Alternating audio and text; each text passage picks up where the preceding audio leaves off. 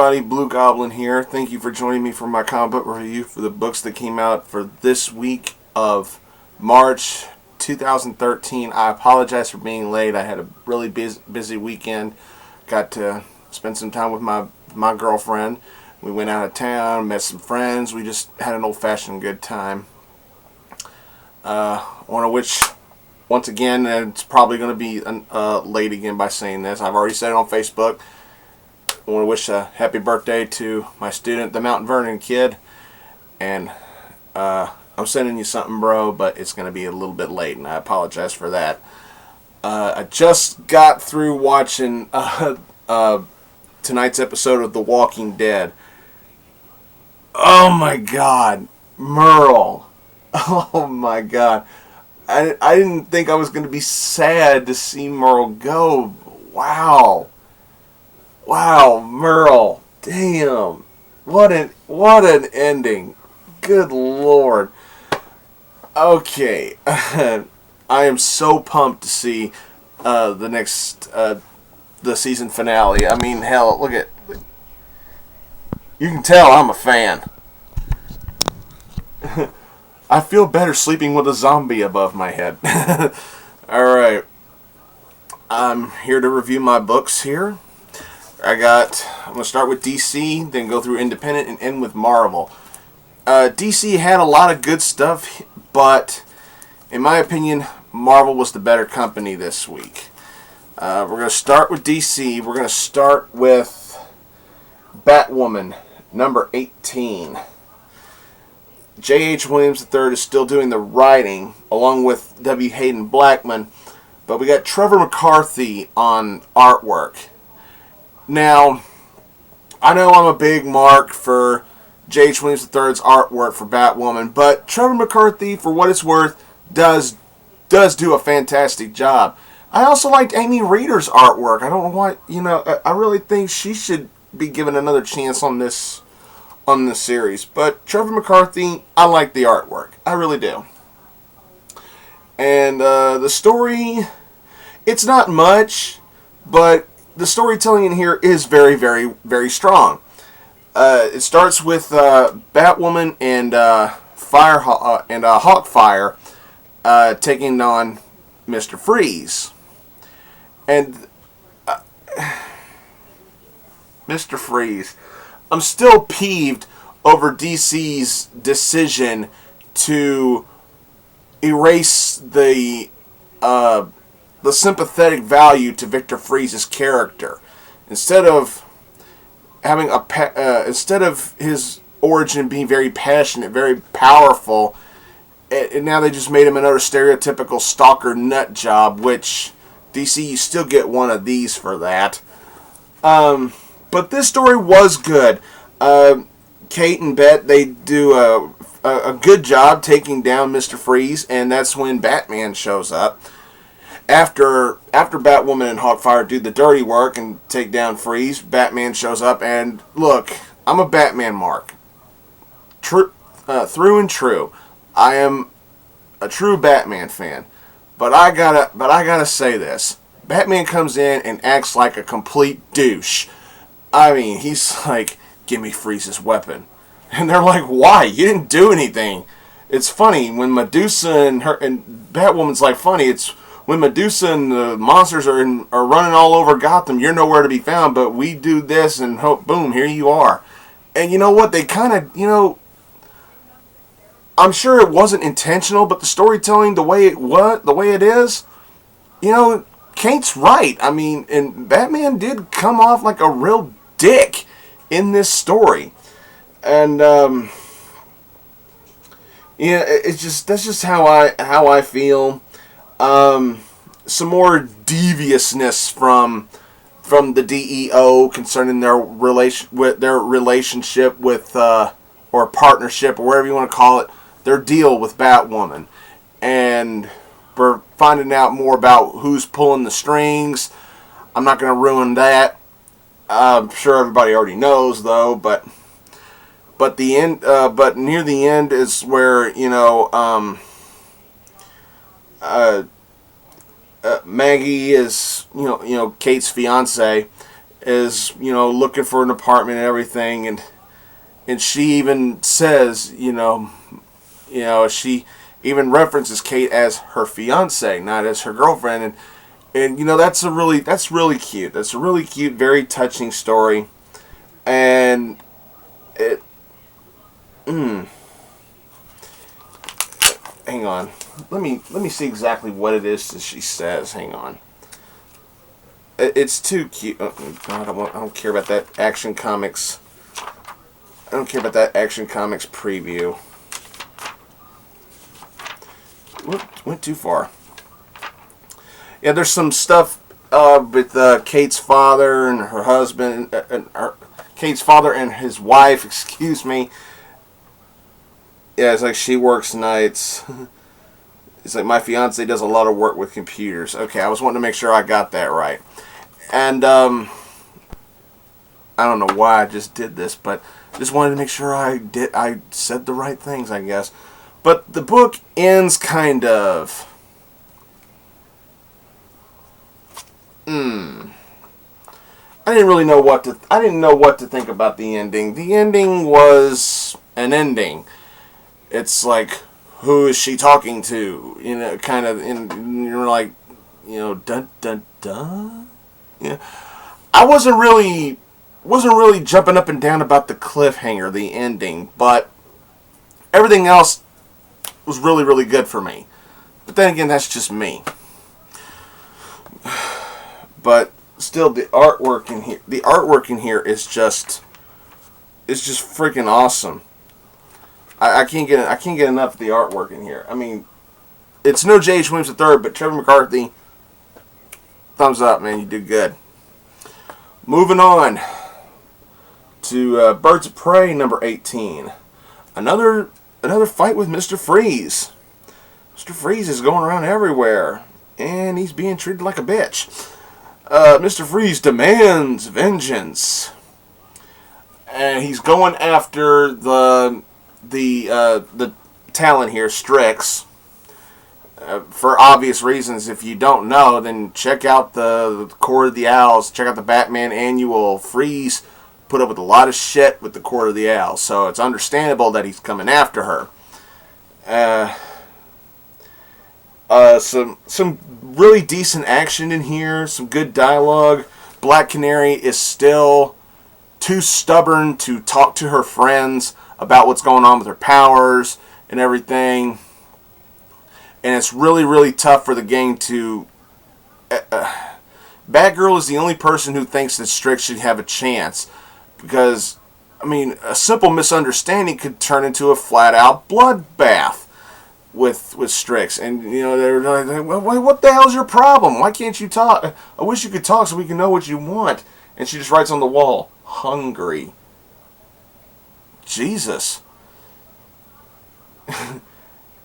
I hate to see how she acts if she had to take a piss or so, I'm like, wow.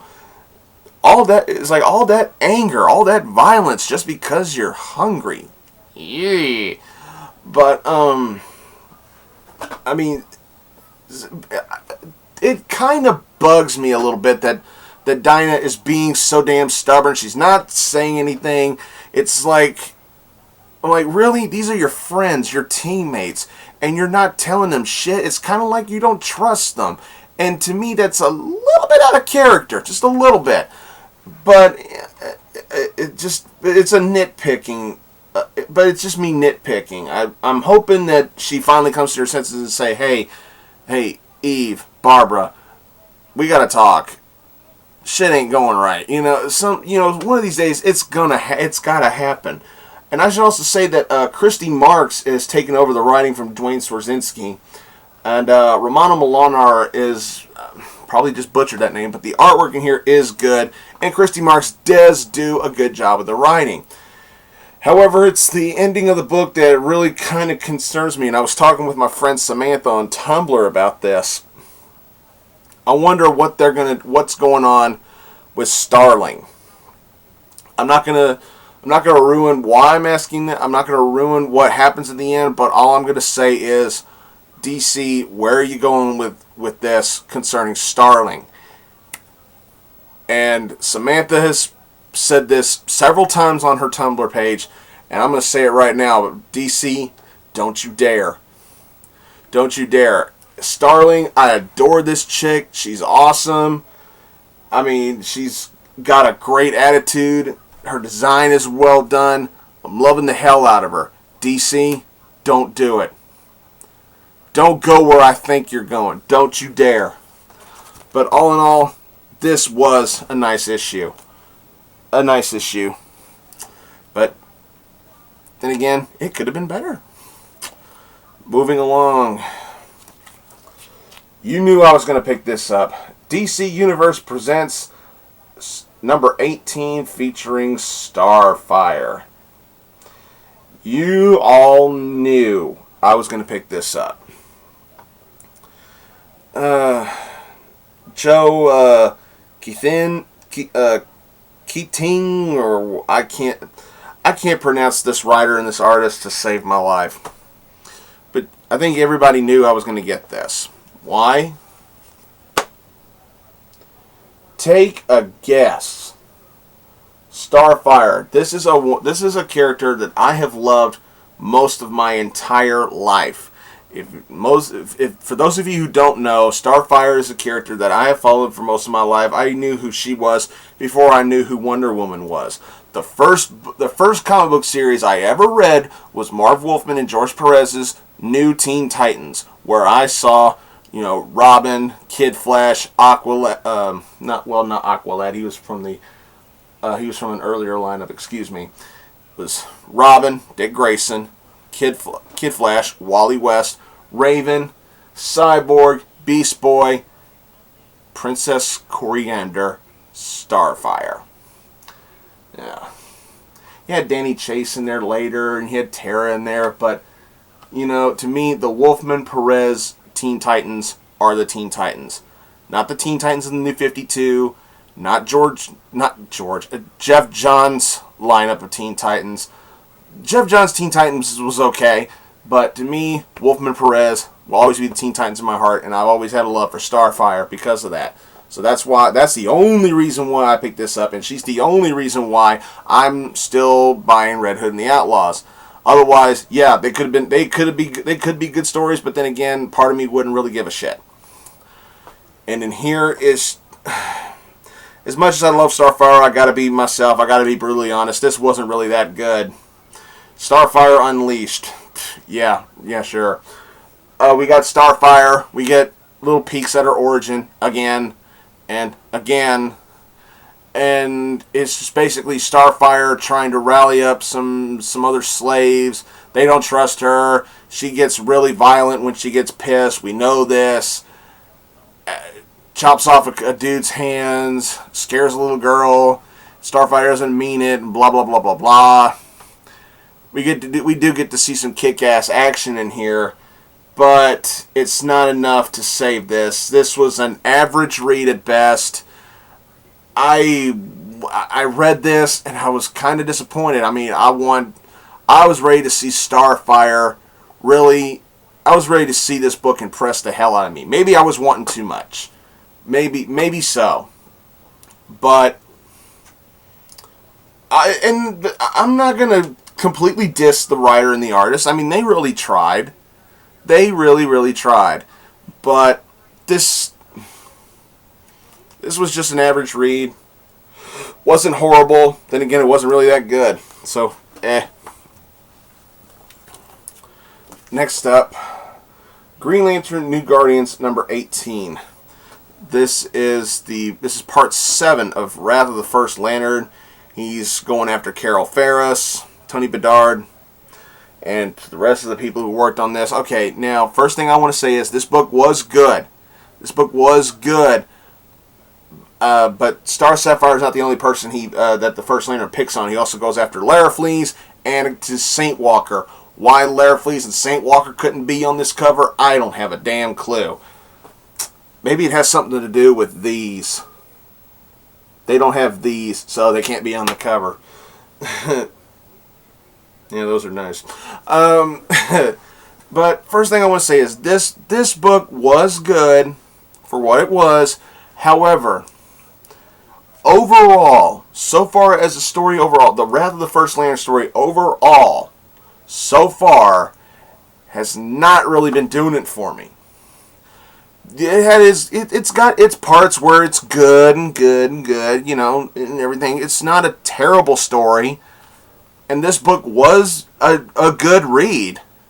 But if I'm going to look at the story overall as a whole, so far at this point, it's really nothing to jump up and down about. I mean, it's just, to me, all the people who are leaving the Green Lantern titles after this story, I'd be lying if I said they were going out on a high note. The conclusion of this story had better be balls to the wall, epic fucking awesomeness. If not, I will be severely disappointed. It's bad enough that Jeff Johns' departure is going to cost me $8 fucking dollars. But this was good. They're using the same exact formula that they've been using. The First Lantern targets specific lanterns, twists their stories and stuff like that. It's the same shit done again with different lanterns. However, this one does it a little bit differently. Carol, Larafleeze, and Saint Walker are able to catch on to it. And at the end, the First Lantern, he's just like, oh, well, I'll go after the red one next. And that's pretty much it. I mean, the scenarios that you see in here are good. Especially Carol's, and, Carol has to find out that Carol finds out that her scenario is being twisted, and Larafleeze, we find out that Larafleeze was not corrupted by the Orange Lantern. The Orange Lantern found him because that's how he was before he got the Orange Lantern. Sorry for that spoiler. And Saint Walker's, to me, was the best one, because we find out something that the blue rings can do. However, why couldn't any Blue Lanterns do that in the Rise of the Third Army? And if they did, how come I didn't see it? Or how come they didn't bother to show us? Whatever. I mean, this book was good, but as a story overall, this Wrath of the First Lantern shit just isn't doing it for me. I'm sorry. I gotta be myself. I gotta be brutally honest. It's good, just not awesome. We're gonna close out DC with Red Hood and the Outlaws number 18. This is Red Hood's part of Requiem. No, it's not. It just says Requiem on the cover, but this is all about Jason Todd. All about Jason Todd. I don't think there's even a mention of Damian anywhere in here. It's like this took place right after Death of the Family, and I mean, it's like you see Damian in here, but it's in a dream sequence. There's no, I don't recall seeing any mention. If there was a mention, I must have missed it. But there's no mention of Damian being dead or nothing in here, nothing at all.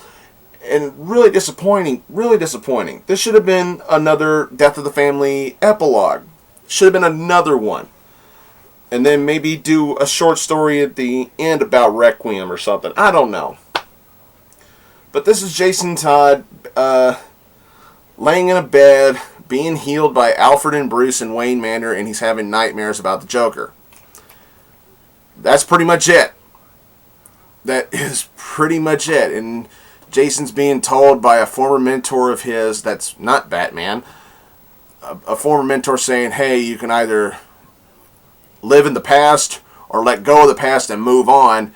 And how many times have we seen that plot before? The artwork is good. Scott Lobdell, he does what he does, and you get a bit of an awe moment at the end. But overall, this was just This was just to me. If you loved it, if you geeked out over this book, then that's fine. That's perfectly fine. I got no problem with that. No problem at all. But to me, this was just another average read, and I'm just like, okay, so he's all better now. Oh, no, okay. Good for him.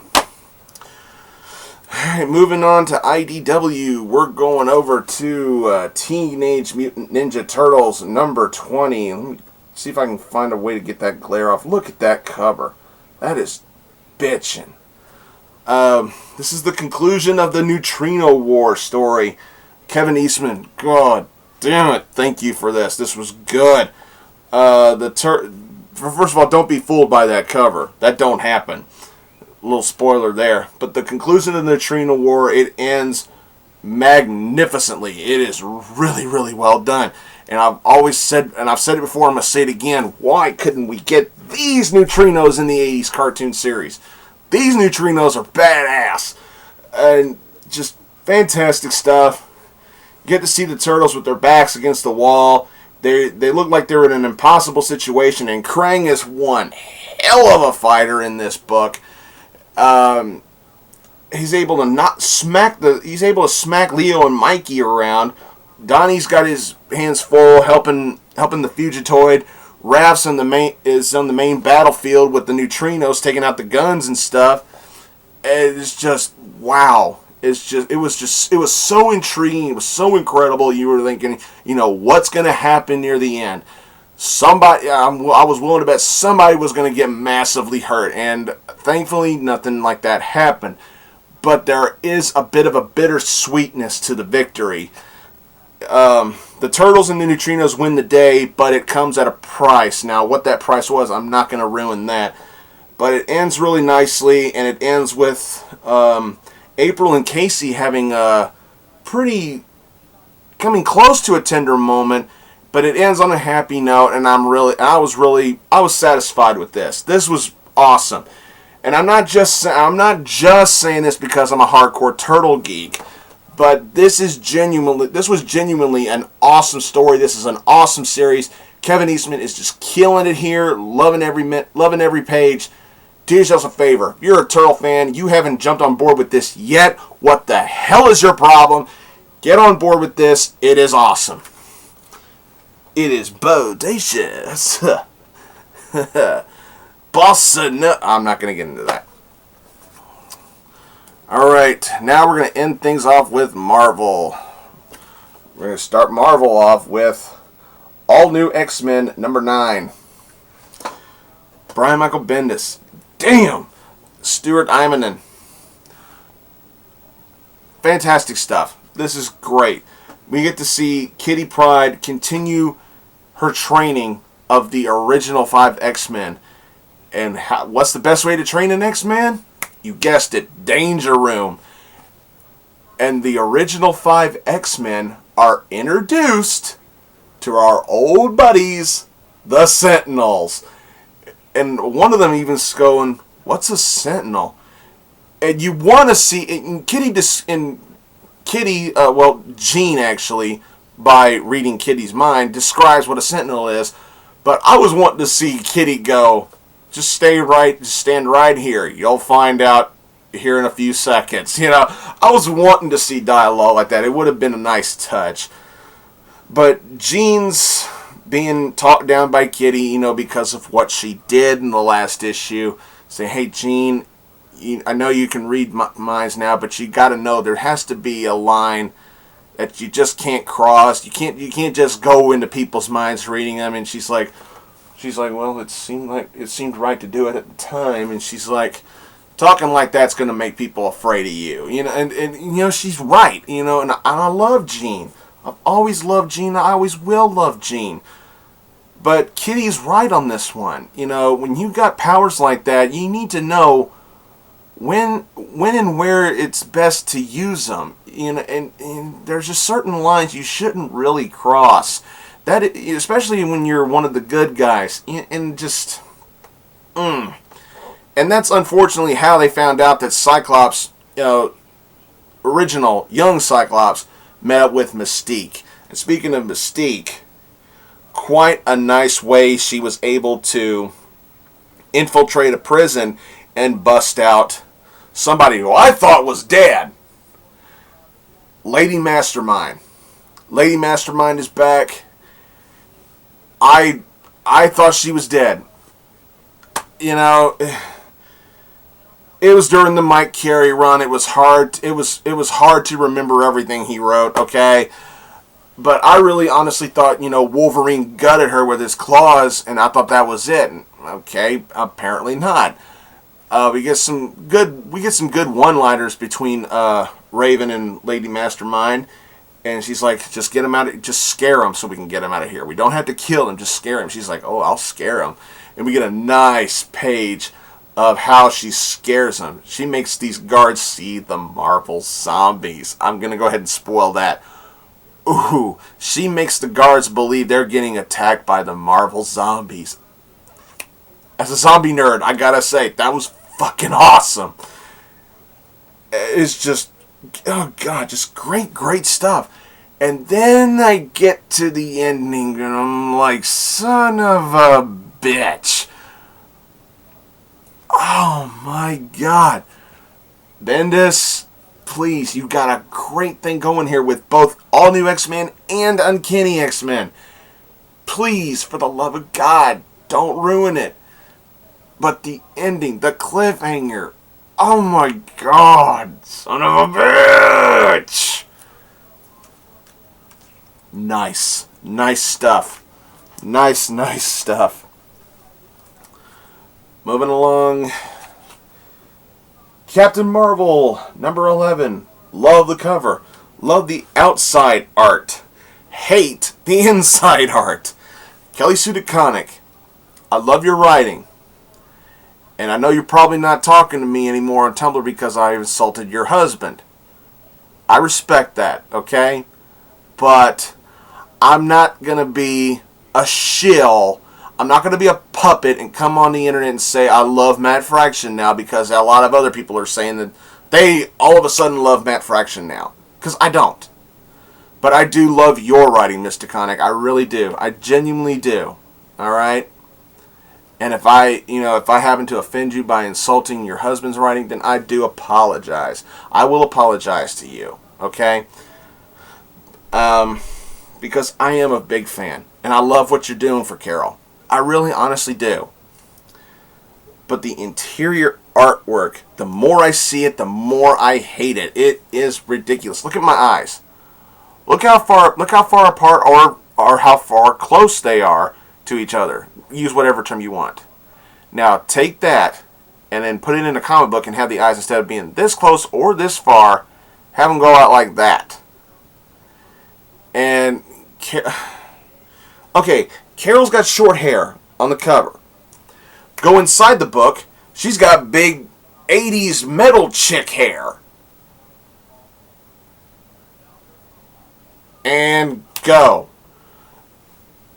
Okay, investigating more of this Deathbird scenario, Carol being a hard-headed dumbass in this book, just does not want to accept the fact that she can't fly anymore. Her brain's all messed up. Flying, we find out in here that flying will mess up her brain, but it won't kill her. But it will possibly make her a vegetable. It's like, take all the memories, all the knowledge you have as Carol Danvers, even knowledge of yourself, knowledge of your past, knowledge of what's going on around you now. Take all of that and just wipe it away. Gone. Everything. So we now know that it won't kill her, but it could make her a vegetable. And Carol's still going, no, that they can't possibly know that. No, they're wrong. I'll be fine. Carol really, with all due respect, Mr. Connick, Carol really comes off like a hard-headed dipshit in this book. And it's like, hey, and she even gets her friends. Her friends even make her a flying motorcycle that she can use so she doesn't have to fly anymore. And she goes on one ride on it, and she automatically decides that she hates it. The motorcycle shouldn't fly. I want to fly. It's like, how fucking spoiled is Carol here? Not to mention she could be losing her apartment and blah, blah, blah, blah, blah. After all that nitpicking, you probably thought I hated this book. No, I didn't hate it. It was really, really well done. I loved how Carol did interrogating near the end of this book. It is still a great series. I just want them to change the interior artist. That's pretty much it. Get a better artist on the interior, and I will be loving this series even more. You know, I'm not really complaining. Then again, I might sound like I'm nitpicking. I'm just pointing out the stuff that I see. If it comes off like I'm bitching and complaining or nitpicking, then you can go ahead and take it as that. But to me, I'm not. I'm just pointing out what I see and stating what I think it looks like on here. Now, if I was going to bitch and complain or nitpick about here, then I would gladly tell you that that's what I'm doing.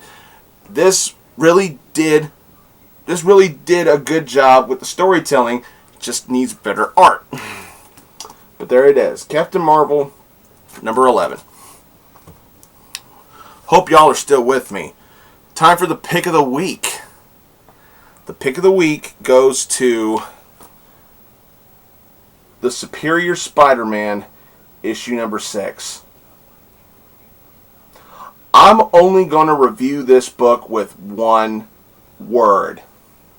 Jesus! Enough said. We're going to end this review with X Factor number 253. First of all, Peter David, God bless you, Mr. David, and I'm grateful to hear that you keep getting better and better every time, and we even get an update about your condition in the beginning of the book. Fantastic, Mr. David. And we are even in the beginning of the book even tells us that you're walking again, and later on down the line, Marvel's going to let you come back and do what you do best, and that's write for X Factor. No rush. Do it on your own time. Mr. David, we want you back as strong as you possibly can be. We love you on X Factor, and comic book fans all around the world. We love and respect you, Mr. David. Props to you, Mr. David, on your recovery. We wish you nothing but the best. You're awesome. And we know it. You know it. The interior art is really well done. This is part 4 of Hell on Earth War. Not really much to say without giving too much away. We learn more about Monet's condition. We learn more about Guido's loyalty. Yeah, I was thinking he was with Mephisto and them. No, he's not. But we do learn whose side he's on. Guido almost pulls a Stone Cold Steve Austin, describing, he's like, I'm not on their side, I'm not on your side, I'm on my side. You know, that sounds like something Stone Cold Steve Austin would have said, and which I think is awesome. But we do learn about Monet's condition. That's really sad. I'm hoping Marvel doesn't kill her off. She's one of my personal favorite members of the team.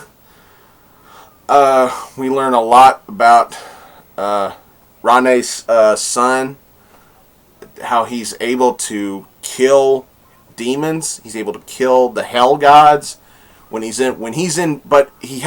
can only do it when he's in berserk mode.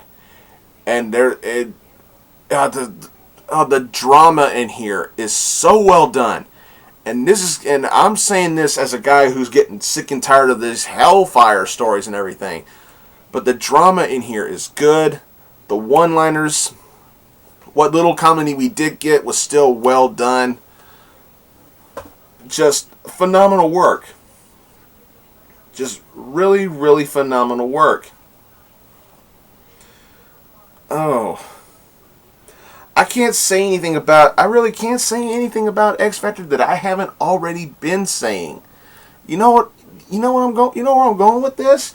And Peter Davis' thing with endings and cliffhangers, he still got it. Damn, he still got it. I can't emphasize enough how well done this is. I mean, this is how awesome Peter David is as a writer. He can take something. He can take a premise that I'm personally getting sick and tired of and still make it work. That should tell you something. Get on board with this. stay on board with this. Just because Peter David tragically, sadly isn't doing that well right now, don't give up on this. If Marvel has to bring in somebody else to fill in the writing, until Mr. David can get back and get well and get back to doing this, even if that happens, don't give up on this. This is a phenomenal series. Really, really well done. Well worth your money. Well worth the praise. There you go. Well, that's all I got for this week, everybody. I probably rambled on way too long. As soon as I finish editing this video, or while I'm editing this video, I'm gonna go check out my student's review, see what he thought about these books. Thanks again for watching, everybody. Follow me here on YouTube, Blugoblin01, my Blugoblin X channel. Follow me on Twitter or on Tumblr. Don't forget about Dark Avenger Inc. Plus, and of course please check out my girlfriend's channels. Love you, sweetheart. Thanks again for watching, everybody, and until next time, I will see you all later.